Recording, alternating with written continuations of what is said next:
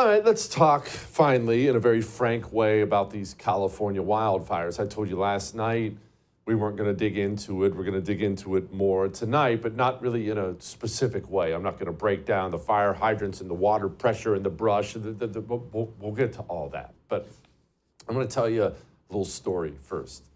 And this is going to come back to the California wildfires in America, so just stay with me.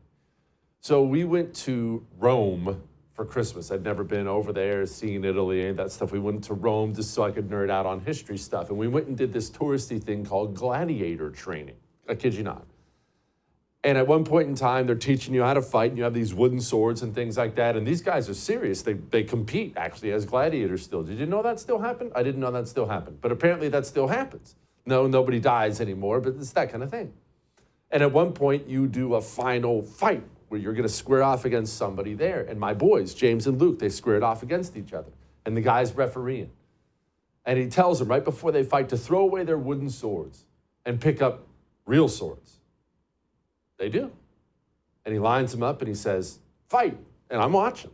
My wife is watching. My mom is watching. Nobody stopped it.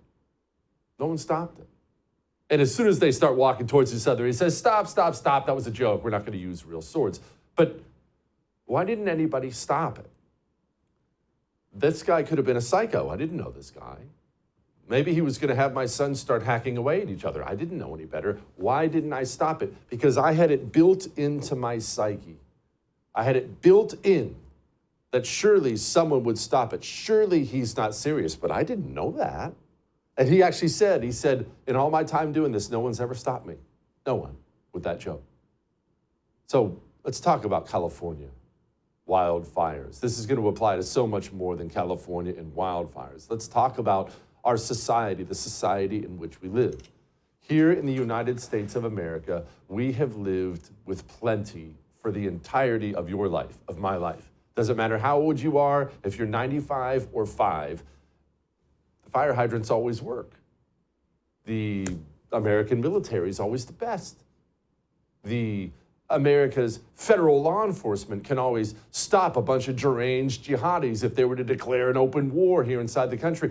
There are things that have always existed. The grocery stores, the stocks, the shelves have always been stocked. We are accustomed to everything working all the time. And so when we wake up one day and we see, wait a minute, they can't put out wildfires? It looks like a scene from a horror movie. Have you seen the pictures today? Look at this stuff, the video, the pictures. Just whole neighborhoods wiped out, devastated. And we're finding out all these things. What happened? How could this happen? What do you mean?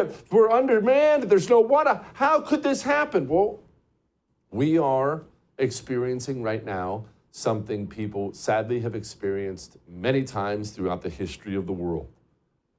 When you get comfortable as a people, when the roads are always paved, the shelves are always stocked, fire department is always able to stop the fire. When you get used to living in a functional society, you tend to neglect it. It's just human nature. Things work, so I don't have to get involved. And then evil people, they will take power and they will begin to hollow you out from the inside. And you don't know, I don't know, because we're not paying attention. After all, the roads are paved. I still have bread. What's the big deal? The Wi-Fi is working. I'm on my phone right now. Who cares? But you wake up one day after having been hollowed out for the longest time, and things don't work anymore. What do you mean we can't stop the fire? What? Always been able to stop the fire. But these things don't just happen, you see. They happen because evil people take over positions of power and they pillage your society. And that has happened to us across our society. And this is something, none of this stuff is surprising to people familiar with California, familiar with how the politics run there. Remember when Donald Trump went on Joe Rogan and said this? They said, we have no water. I said, do you have a drought? No, we don't have a drought. I said, why don't you have no water? Because the water isn't allowed to flow down. It's got a natural flow from Canada all the way up north of water, more water than they could ever use. And in order to protect a tiny little fish, the water up north gets routed into the Pacific Ocean. Millions and millions of gallons of water gets poured. I could have water for all of that land, water for your forests. You know, your forests are dry as a bone. Yeah. Okay? Dangerous. That water could be routed. You know, you could have everything. Not only dangerous, billions of dollars a year they spend on forest fires. And, you know, there's a case with the environment. They're not allowed to rake their forests because you're not allowed to touch it. And all they have to do is clean their forest, meaning rake it up, get rid of the leaves, get rid of, leaves that are sitting there for 5 years. And We'll certainly get rid of the dead fall. And get rid of the trees that are fallen Yeah. that, are like. Well, let me ask you something. Why weren't these things done? That's basic stuff. I grew up in Montana where forest fires are a way of life. Cleaning out the dead stuff, it's basic stuff. Why weren't these things done? Because evil enviro-communists took over critical positions of power in California, and the people didn't know and didn't care.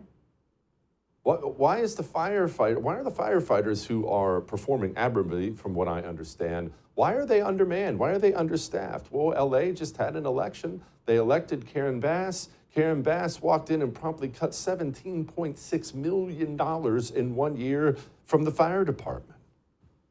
And speaking of the fire department, have you seen the fire department in LA? I'm super inspired. She took time out of her already busy schedule to tell us about her vision for the department's future, one that includes a 3-year strategic plan to increase diversity. People ask me, well, what number are you looking for? So I'm not looking for a number. It's never enough. Out of 3,300 city firefighters, only 115 are women right now. She's already looking at ways to change that. She's quick to point out that doing so has a greater purpose, attracting the best and brightest for the job. They feel included, they feel valued, and they feel part of a cohesive team. The chief also checks another box when it comes to inclusivity and diversity at this department. She's a proud member of the LGBTQ community. I chose to speak out pretty much by myself about the issues of sexism and racism within my department.